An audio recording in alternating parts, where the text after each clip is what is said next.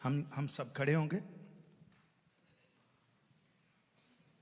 कलाम मुकद्दस में से देखेंगे ज़बूर 126, साम 126 वर्स 5 और 6।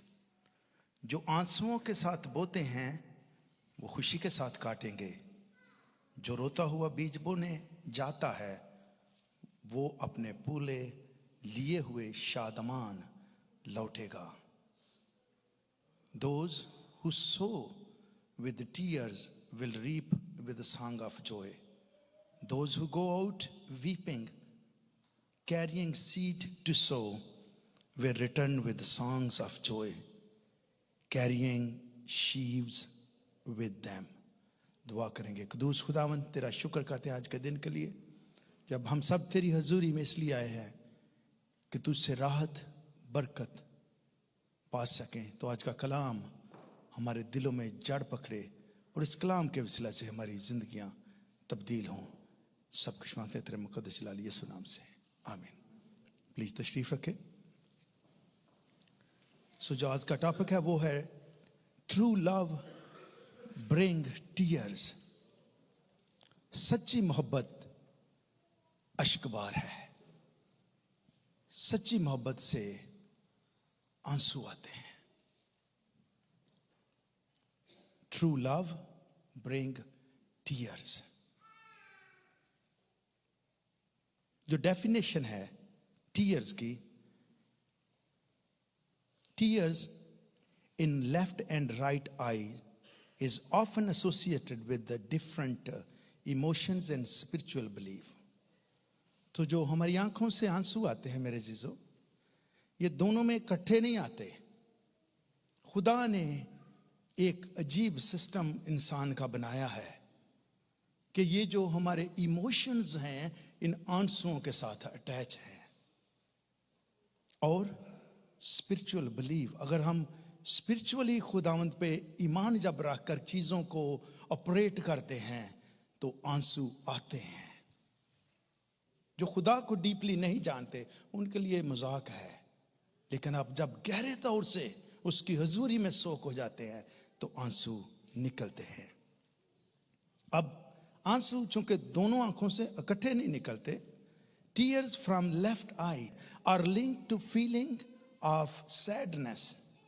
जब हम गमज़दा होते हैं, रंज दुख तकलीफ, उस वक्त जो आंसू निकलना शुरू होते हैं वो हमारी ये लेफ्ट आईज जो है यहां से है। Link into feeling of sadness, mercy and compassion. किसी पे जब तरस आता है तो हमारा जो आंसू हैं लेफ्ट आई से निकलना शुरू होते हैं।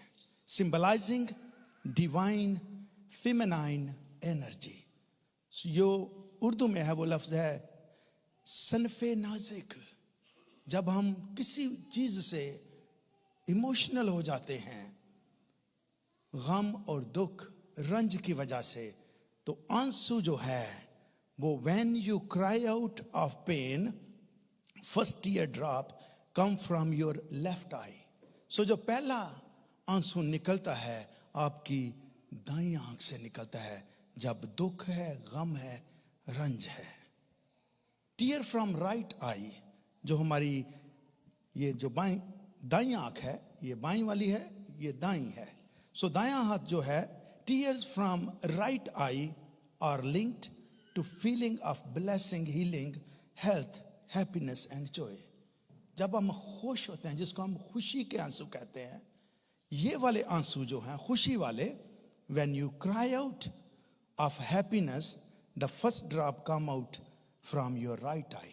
जब हम खुशी के साथ हमारे आंसू आए तो पहला आंसू जो है वो हमारी दाईं आंख से निकलता है। और ये मैं जब तैयार कर रहा था, मैंने सोच रहा था, मुझे एक मजाक आ रहा था कि अगर किसी की सास मर जाए, अगर किसी की सास मर जाए तो जिसकी मां मरी है वो देखे कि आंसू राइट से आ रहे हैं कि लेफ्ट से।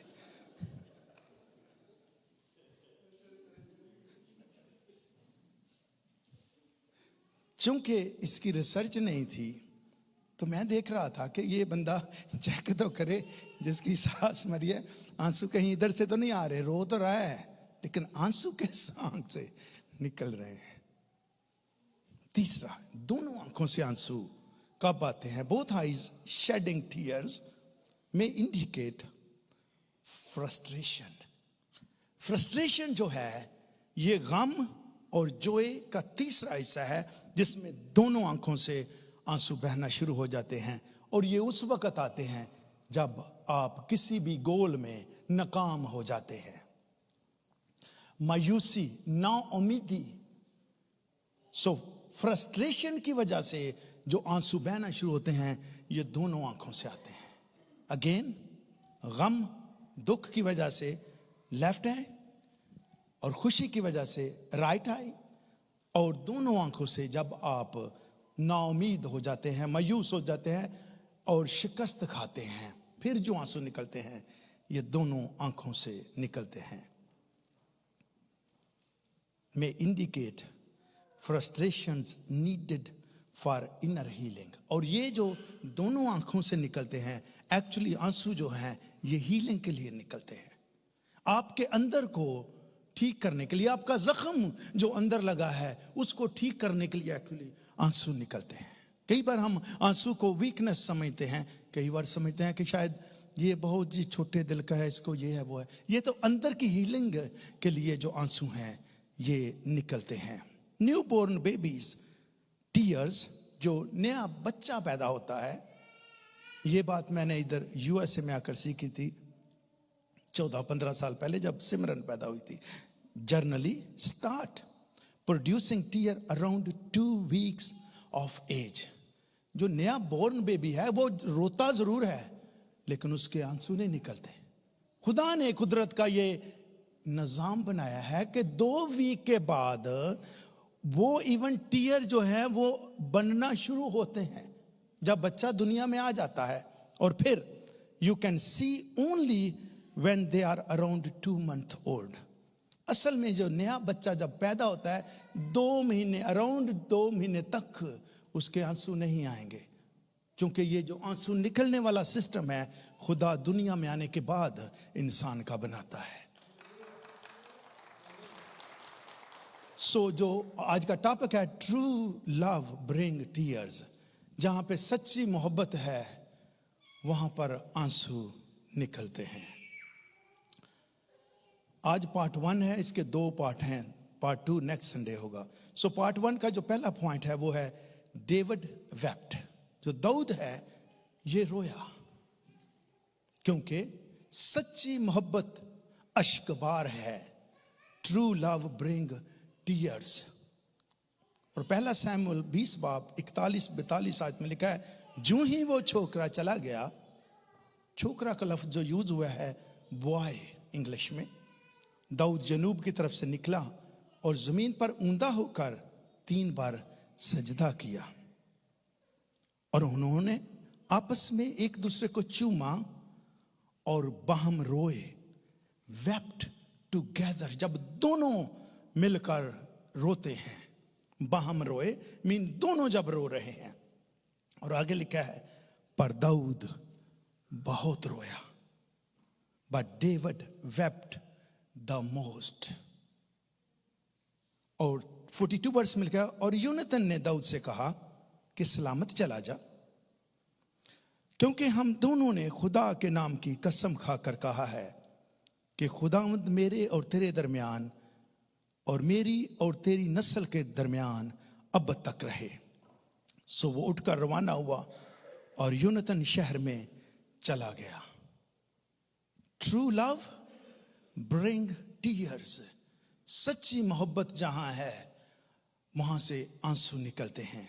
और सच्ची मोहब्बत की डेफिनेशन क्या है मेरे जीजो? आज हम इसको गौर से सुनेंगे। जो सच्ची मोहब्बत है, quality of a true love.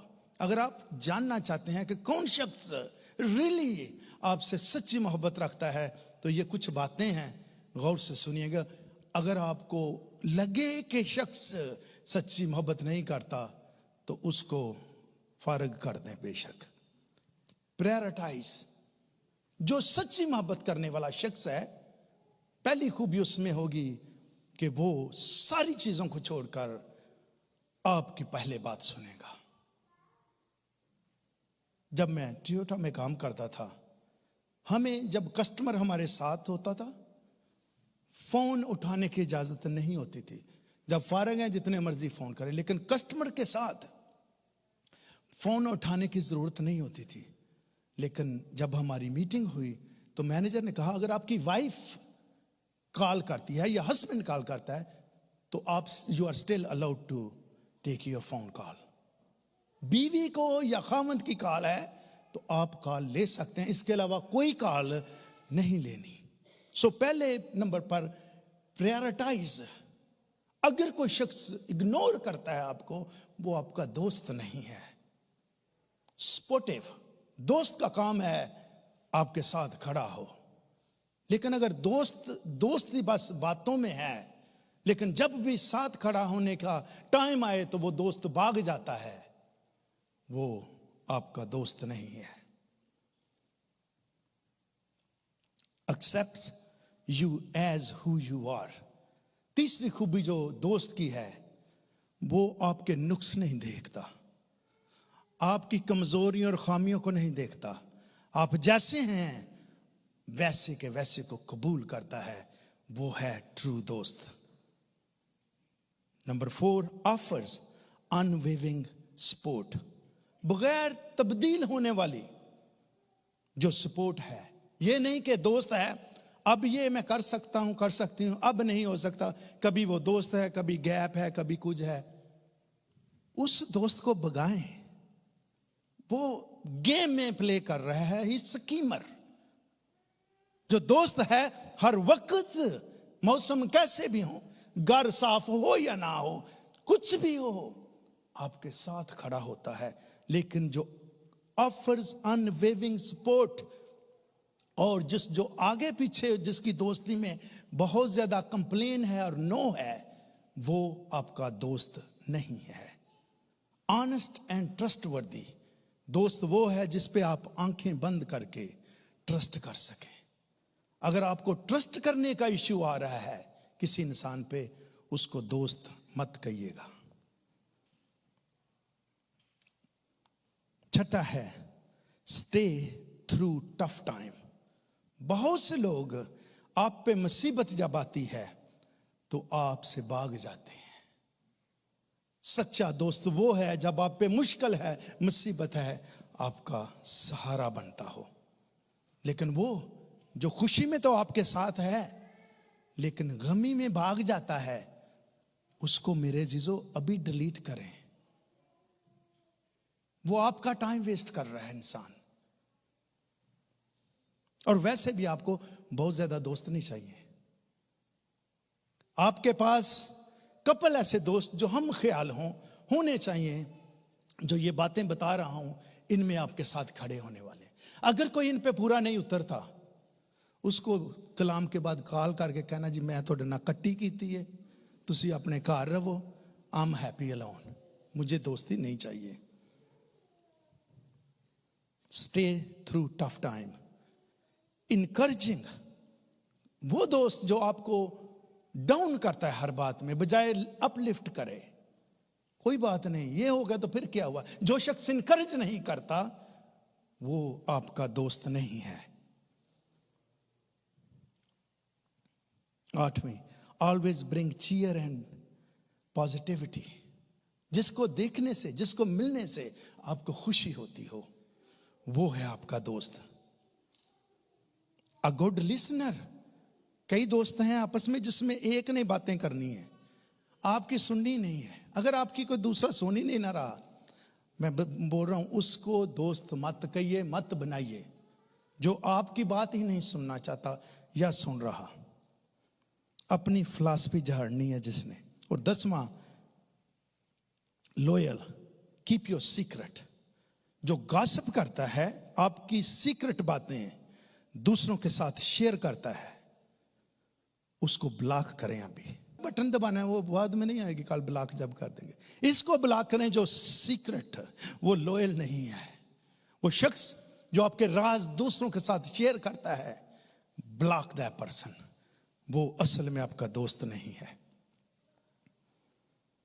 Forgiving, जो आपकी गलती को माफ ही नहीं कर सकता, वो दोस्त रियली ट्रू दोस्त नहीं है।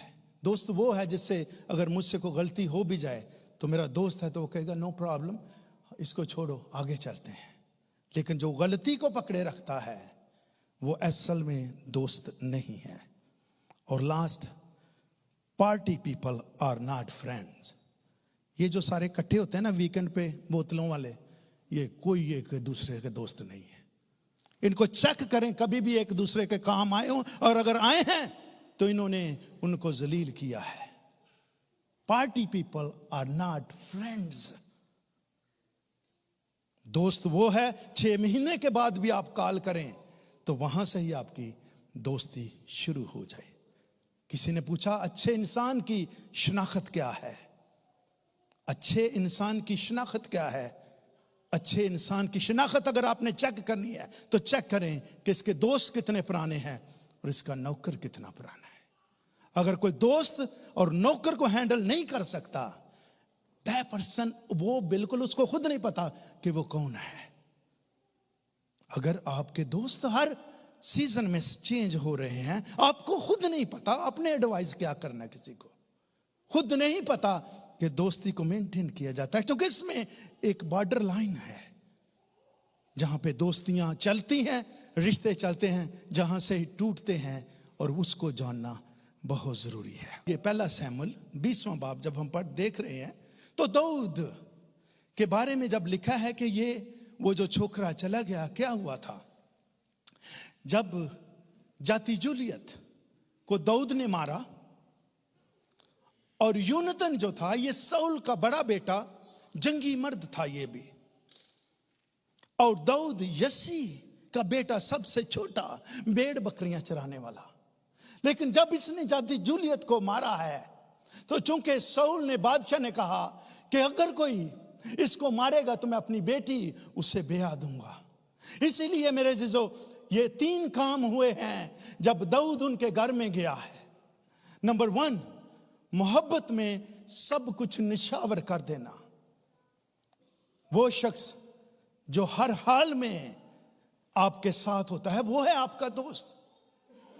ये पहला शमूएल 18 चैप्टर 3 और 4 वर्ष में लिखा है, और यूनतन और दाऊद ने बाहम अहद किया, कवनेंट, दे स्वोर्न, कसम खाई, क्योंकि वो उससे अपनी जान के बराबर मोहब्बत रखता था। ये है दोस्त, कि दोस्त की जान निकले तो आपकी जान निकले उसके साथ। रियल फ्रेंड ये है। हर शख्स जिसको आप दोस्त कह रहे हैं, दोस्त है नहीं है। इसने कहा जिस पे आप जान दे सके, क्योंकि वो उससे अपनी जान के बराबर मोहब्बत रखता था। तब यूनतन ने अपनी कबा मीन रोब जो वो पहने हुए था उतार कर दाऊद को दी।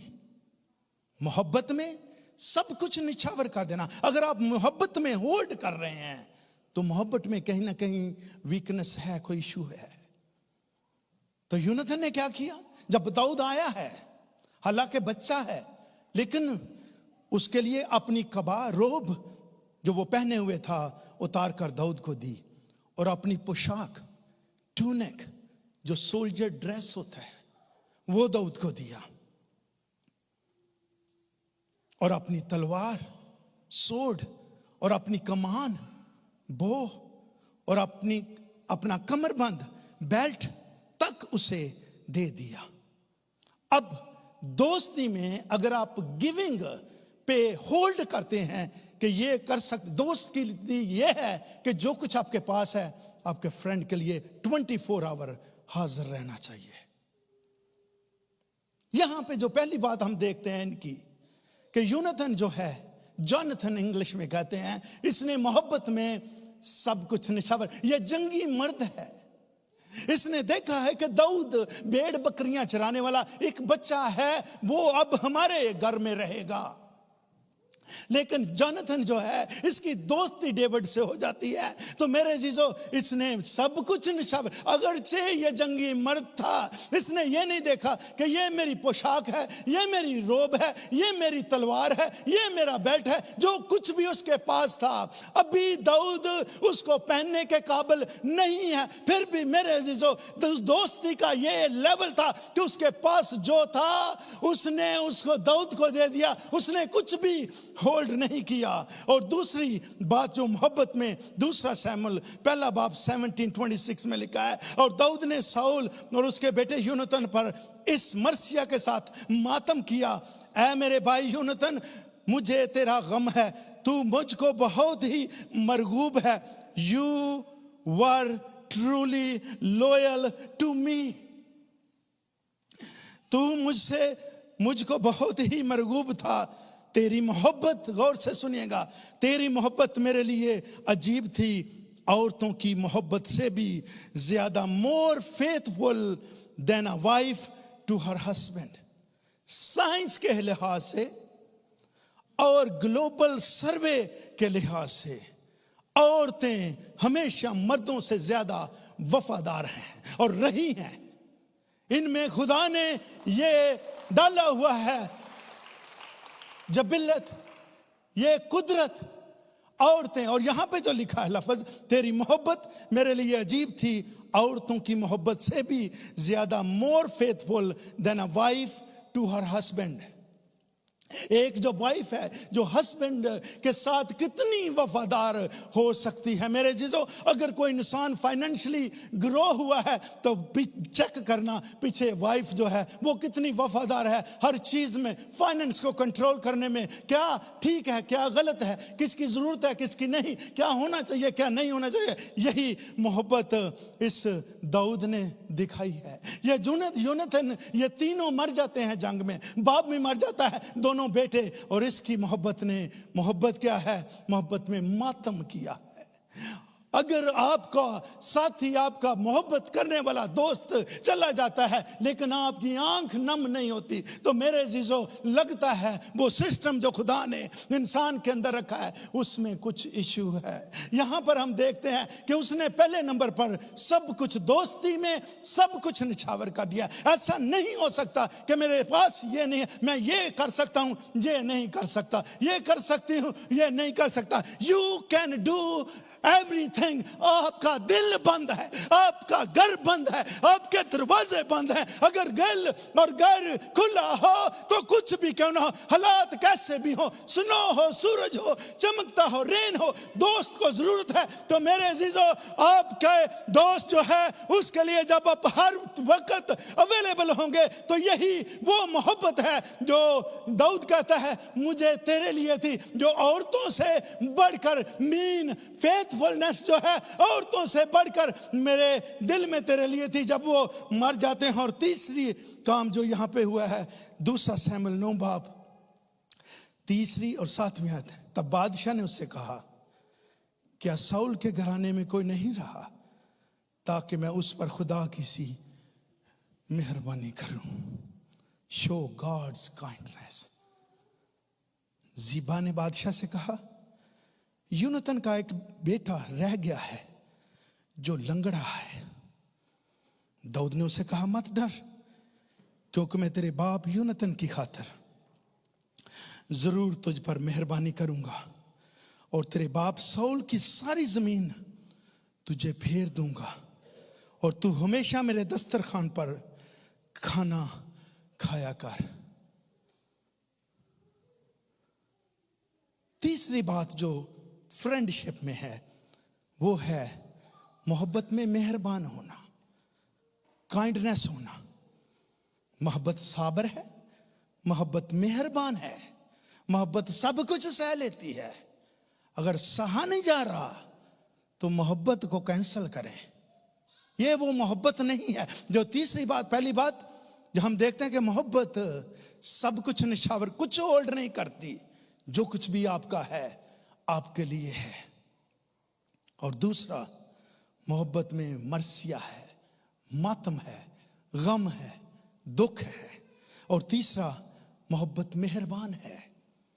और यहां पर हम देखते हैं कि जब दाऊद बादशाह बनता है, अपॉइंटेड होता है, तो ऐलान करता है, चूंकि यूनथन मुझे जान के बराबर था, जानथन से मैं इस कदर मोहब्बत अपनी जान से कर, क्या कोई इसके घराने में, चूंकि बाप भी मर गया है, दोनों बेटे भी मर गए हैं, अब मैं, चूंकि वो देख नहीं मुझे रहे, कई बार हम दिखाने के लिए कुछ करना चाहते हैं, वो देख नहीं, वो तो मर चुके हैं, पर चूंकि मेरी मोहब्बत इस कदर गहरी है, मैं उस खानदान के लिए कुछ करना चाहता हूं।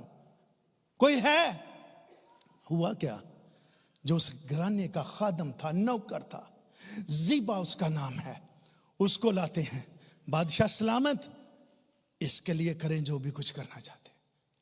उसने कहा ना ना ना ना ना,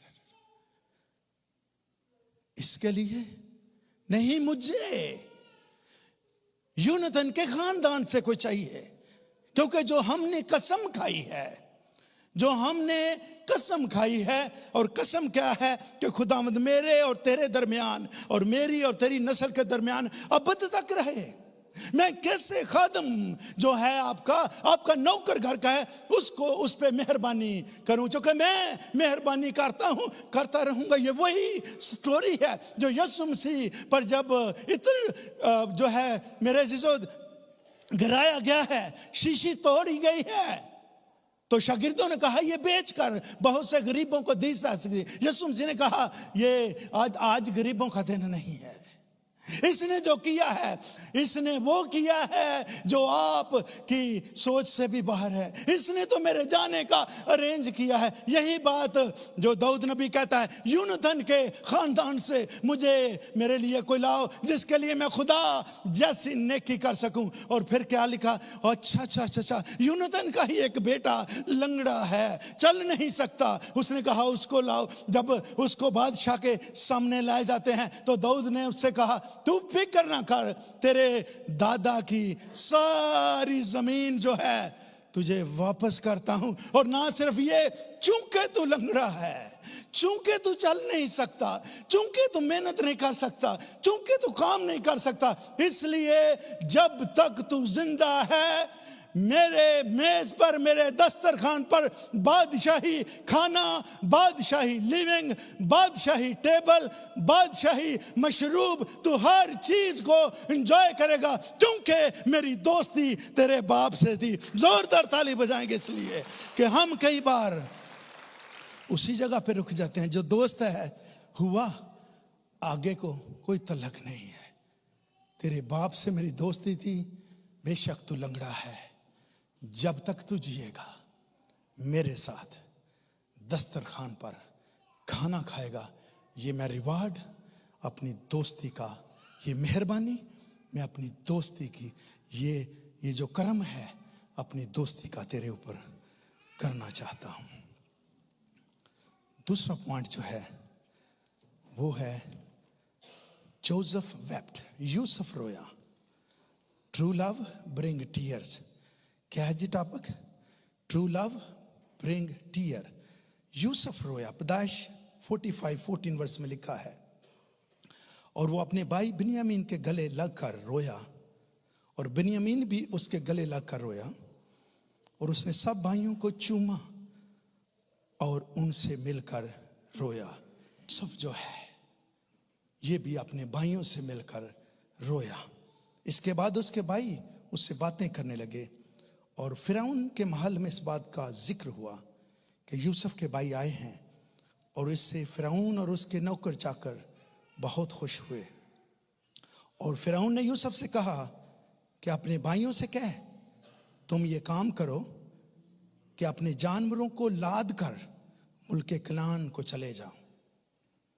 ये जानवर चल कर गए थे, खाना लेने गए हैं, मुल्क में काल है, लेकिन ये मिस्र में खाना लेने के लिए गए हैं। जब उनको ये पता लगा है कि यूसुफ हमारा भाई है जिसको खुदा ने सरफराज किया है, तो क्या कहा, अब जानवर चल कर नहीं जाएंगे, इनको लाद कर गाड़ियों के ऊपर ले जाओ और अपने बाप को और अपने बाप के घराने को लेकर मेरे पास आ जाओ। और जो कुछ मुल्क मिस्र में अच्छे से अच्छा है वो मैं तुमको दूंगा, और तुम इस मुल्क की उम्दा उम्दा चीजें खाना। I will give you the best of the land of Egypt. ये जश्न का इलाका सबसे ज्यादा लग्जरी खूबसूरत था उस वक्त। और and you will eat the best that the land produce. वो जमीन जो सबसे अच्छी उम्दा चीजें उगाती है, चाहे फ्रूट्स हैं, चाहे वेजिटेबल्स हैं, चाहे कोई और चीजें हैं, वो तुम्हारे लिए होंगी। अब यहां पे जब हम 34 वर्ष में देखते हैं, पैदाइश 37 की 34 वर्ष में, तब याकूब ने अपना पिराहन चाक किया और टाट अपनी कमर से लपेटा और बहुत दिनों तक अपने बेटे के लिए मातम करता रहा। बहुत दिनों तक मातम करता रहा और उसके सब बेटे बेटियां उसे तसल्ली देने जाते थे, पर उसे तसल्ली ना होती थी। वो यही कहता था कि मैं तो मातम ही करता हुआ कब्र में अपने बेटे से जा मिलूंगा। ये इंसान, ये बाप जो है, हर रोज अपने बेटे के लिए मातम करता है। सो उसका बाप उसके लिए रोता रहा, kept on weeping। यहां पर भी मेरे चीजों जब हम देखते हैं इस कहानी में भी, तो यूसुफ जो है ये याकूब का बेटा है। ये सारे भाई जो हैं बाहर खेती बाड़ी करते थे, मवेशी चराते थे, भेड़ बकरियन के पास नहीं। लेकिन ये वाला बेटा जो था यूसुफ, लिखा है बाप दूसरे बेटों से बढ़कर इससे प्यार करता था। और क्या हुआ कि जब दूसरे भाइयों ने जेलसी की कि बाप इससे मोहब्बत करता है और इसको कलरफुल कोट भी बना के दिया, तो उसको मारने के लिए उन्होंने मंसूबा बांधा। लेकिन मंसूबे में उन्होंने कोट को लिया है, एक बकरी के बच्चे को ज़बह किया है, उसके खून में उस कोट को रंग कर बाप को दिखाया कि ये वही कोट है जो तूने उसके लिए स्पेशल बनाया है, लेकिन तेरा बेटा मर चुका है। लेकिन मेरे चीजों क्या ऐसा था, बाप को नहीं पता कि उसका बेटा लिखा, लेकिन बाप हर रोज रोता है अपने बेटे के लिए। बाप हर रोज अश्कबार होता है। बाप जो है, उसकी बेटियां आती हैं, उसके बेटे आते हैं उसको तसल्ली देने के लिए, लेकिन बाप तसल्ली नहीं करता, क्योंकि दिल में इमोशनल लव था उसके लिए, एक स्पेशल जगह थी उस बेटे के लिए। लेकिन मेरे अजीजों, जब लिखा है कि वो हर वक्त रोता रहता था अपने बेटे के लिए, लेकिन जब उन्होंने वो दिखाया है, ये वाला बेटा जो है, Joseph and Jesus story is very similar. मसीहा ने भी वही किया है जो इस जोसेफ ने किया है। मेरे अजीजों, जोसेफ जो है, जब उसका कोट छीना गया है, तो कलाम में कहीं नहीं लिखा कि वो रोया है। जब इसको कुएं में फेंका गया है, नहीं लिखा कि जोसेफ रोया है। जब इस्माइलियों को बेचा गया है, नहीं लिखा कि जोसेफ रोया है। जब इसको पोतीफार के घर में भेजा गया है, नहीं लिखा कि ये वहां रोया है। जब इसको जेल हुई है, नहीं लिखा कि जोसेफ वहां पे रोया है। और ना सिर्फ ये, जेल में साकी ने वादा किया मैं तेरी सिफारिश करूंगा, जब वो भूल जाता है तो नहीं लिखा ये जोसेफ रोया है। लेकिन मेरे अजीजों, इतनी बड़ी जुदाई के बाद जब ये अपने छोटे भाई को और दूसरे भाइयों से मिलता है, तो इसका दिल अश्कबार हो जाता है, इसका दिल रोता है। और लिखा है, इस कदर रोया है, इस कदर रोया है, इसके रोने की आवाज महल तक पहुंची है। मेरे अजीजों, ये शख्स जो है, इसका दिल जो है वो चेंज हो जाता है। कई बार मुझसे और आपसे जैसे कोई सलूक करे, वैसे ही हम उनको ट्रीट करना चाहते हैं। We are worldly. अगर एक भाई को सारे भाइयों ने मारना चाहा है, उसके लिए तो जरूरी नहीं कि उनको जश्न के इलाका में बुलाए। अब वो अगर सरफराज हो चुका है, दूसरे नंबर का हाकिम है मिस्र में, तो जरूरी नहीं जिन्होंने ज्यादती की है उनको बुलाया जाए। लेकिन इसने इस बात को नहीं जाना, और यही मेरे और आप के मसीहा ने भी किया है। मेरे और आप के मसीहा ने भी जब उसके कपड़े बांट लिए गए हैं, उसका कोट ले लिया गया है, यीशु मसीह ने अपना मुंह नहीं खोला। यीशु मसीह भी मेरे जीजो, जिस तरह ये यूसुफ भूखा रहा होगा, यीशु मसीह को भी सिर्फ सिरका पेश किया गया है। यूसुफ को जैसे खानदान से जुदा कर लिया गया था, यीशु मसीह भी जब सलीब पे है तो सुबह मुकद्दसा मरियम के सारे घर वाले, सारे दोस्त छोड़ जाते हैं। और इसी तरह यूसुफ जो है ये बेचा गया है। यीशु मसीह की भी कीमत अदा की गई थी। यूसुफ जेल में गया है, यीशु मसीह को भी अदालतों में घसीटा जा रहा है। यूसुफ जो है ये सरफराज हुआ है, तो यीशु के लिए भी लिखा है कि वो सर बुलंद हुआ, और मेरे अजीजों उसने वो नाम पाया जो सब नामों से आला है। यीशु मसीह जो है उसको भी टेम्पटेशन, यूसुफ को भी टेम्पटेशन का सामना करना पड़ा। ये स्टोरी सिमिलर है, लेकिन इन दोनों ने ये देखा नहीं कि हमारे साथ भाइयों ने क्या सलूक किया है। यीशु मसीह ने देखा नहीं इंसानियत ने मेरे साथ क्या सलूक किया है। उन्होंने कोड़े मारे हैं, उन्होंने दाढ़ी नोची है, मुंह पे थूका है, इल्जाम लगाए हैं, लेकिन उसने कहा ए मेरे बेटे, ए मेरी बेटी, जैसे यूसुफ ने अपने भाइयों को ज्यादती करने के बावजूद भी उस अच्छे मुल्क में लेकर गया, उस अच्छे मुल्क की प्रोड्यूस उनको दी, उस अच्छे मुल्क की जगह उनके लिए मुहैया की। इसी तरह मेरे और आपके मसीहा ने जैसे भी हमने उसके साथ हर रोज आज भी अगर बदसलूकी कर रहे हैं जैसा वो चाहता है, अगर हम नहीं कर रहे तो मेरे जीजो उसने भी उसी फरदौस में से जिसमें से आदम को निकाला, उसने कहा आजा है मेरे बेटे, है मेरी बेटी। उसने कोहे कलवरी पर अपनी सलीब जान उस कलवरी पर दी है और मुझे और आपको दावत देता है। उसने माफ किया है, यीशु ने माफ किया है, यूसुफ ने माफ किया है, यीशु ने माफ किया है। और वो कहता है मेरी बेटी, ऐ मेरे बेटे, वापस लौट आ, मैंने तेरा फिदिया दिया, अपनी जान देकर फिरदौस के दरवाजे खोल दिए, ताकि वो हर शख्स जिसने यीशु मसीह को तंग किया है, जिसने यीशु मसीह के हुक्मों की नाफरमानी की है, उसके लिए फिरदौस के दरवाजे खोल दिए और कहा है मेरी बेटी, है मेरे बेटे, अगर तुम मुझे पर ईमान लाकर मेरे पीछे चले तो ये दोबारा फिरदौस जिसमें तू ठंडे वक्त में आकर बातें करता था, करती थी, तेरे लिए खुला है। खुदावंद ये कोट छीन लिया गया, कोट हम बाय कर सकते हैं, करदार बाय नहीं होता। कोट, कपड़े, ज्वेलरी, सोना चांदी, अगर आपके मन में ये है कि ये बहुत बड़ी बात है, पौलुस ने इसको कूड़ा किरकट कहा है। कोट बाय किए जा सकते हैं, रिंग बाय की जा सकती है, वॉच बाय की जा सकती है, करदार बाय किया नहीं जाता।